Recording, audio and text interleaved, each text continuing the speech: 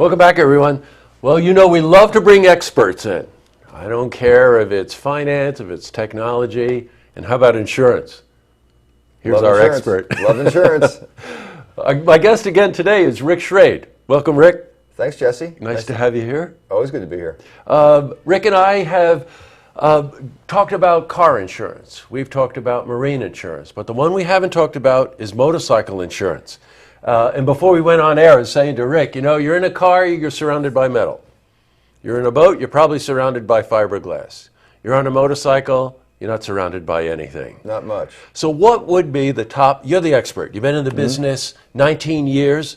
What would you say are like the top 3 things from your perspective that our viewers should know about? I think the most important thing is make sure that you know what you're getting into with a motorcycle. It's a big purchase. It could be a $5,000 purchase, it could be a $25,000 purchase. It's not small money, and you may even be able to buy a bike for $500. But the most consistent thing is the cost of insurance.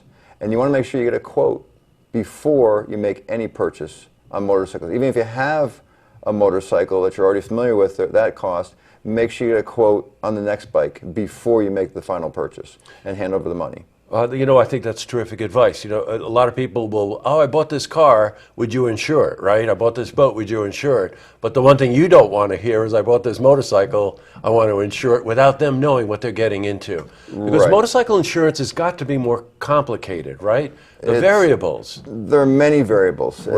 Too many to go into, but they all affect the price. There are probably 20 different variables which affect the price of a motorbike, from the CCs to how long you've been riding.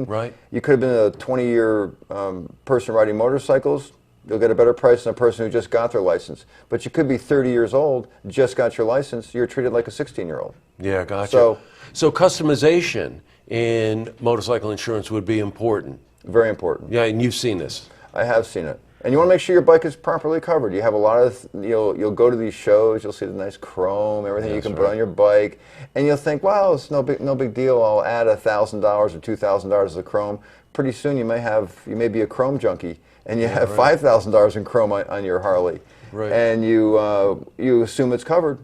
Please don't assume it's covered. Make sure you consult your insurance agent to make sure that you have the extra coverage to cover that specific item on your bike. Well, that's terrific advice. The third point that we were talking about, in a lot of ways, seems to be the most obvious one, but boy, there's a lot of subtleties in this one. Safety. Big one. I've personally taken, because I ride motorcycles, the New York State Motorcycle Safety Foundation course. I took it locally at HVCC a number of years ago. Great course. If you've ridden bikes but haven't had a bike for a while, you can take the course again, or you can take the Experienced Riders course at HVCC, which takes to the next level of operation of a motorbike. It's very important. And the last thing I want to mention is, in addition to knowing how to operate the bike, is making sure you know how you're dressed.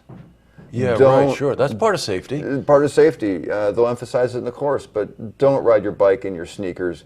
Don't ride your bike in your shorts. It's very attractive to do that, but you'll pay for that if you ever dump your bike. And if you dump your bike at 5 miles an hour, that's right. It's a serious accident. You'll scrape your legs up and hurt your hands, and you should wear your gloves, your helmet, all the proper super duty gear, heavy duty gear, whether it be your coat or your slacks.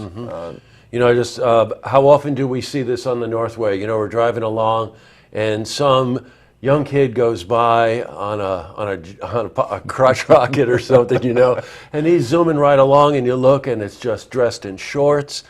The helmet's mandatory, but the T-shirt and shorts. The jackets that you wear for safety, sometimes reinforced with Kevlar at the joints and stuff like that, in your chest area and things. It's just seriously important. Because they may be good riders, but what happens to that guy that just decides to change a lane? I saw a biker yesterday just wearing jeans, and his jeans were flapping all over the place, and I just can't imagine. I've been on bikes, I usually have tighter wear around my legs to eliminate the distraction when you are biking along. It's important to wear the proper gear. Well, you know what, and Rick had said to me before we went on air, I said, what if you just tried to sum up what the whole thing is? And he said, take it seriously. And boy, that is, especially in this category, in motorcycle category, true for boating too, by the way, but take it seriously. And I just want to go back over those 3 points before we go. You know, get a quote before you make the purchase, because not all insurance for all motorcycles is the same. Correct. If you're going to customize your bike, or there's any customization at all in terms of the kinds of coverage that you want, make sure you discuss that with your agent. And then the last thing, of course, is safety. Take that safety course. You know, you're talking about a vehicle that's a seasonal vehicle. In the dead of winter, you're not riding your motorcycle around. It takes a little time. I know this firsthand like you do. It takes a little time to get used to that bike again, to get used to the people around you on the roads and the highways. Be cognizant of the intersections of things, you know, because you tend to forget, right? Right, your first ride for the season shouldn't be on I-87. Yeah, that's right. That's true. Nice casual back road to get used to your bike again. And make sure it's in good shape. Yeah, I got you. Have it serviced. Rick, it's great to have an expert like yourself come on. It's Rick Schrade, owns a local Geico office. He's an entrepreneur, he's a business owner, and he knows his stuff. So Rick, thanks a lot for coming in. Appreciate it, Jesse. Thank you. To see this interview again, you can head to our website, looktvonline.com.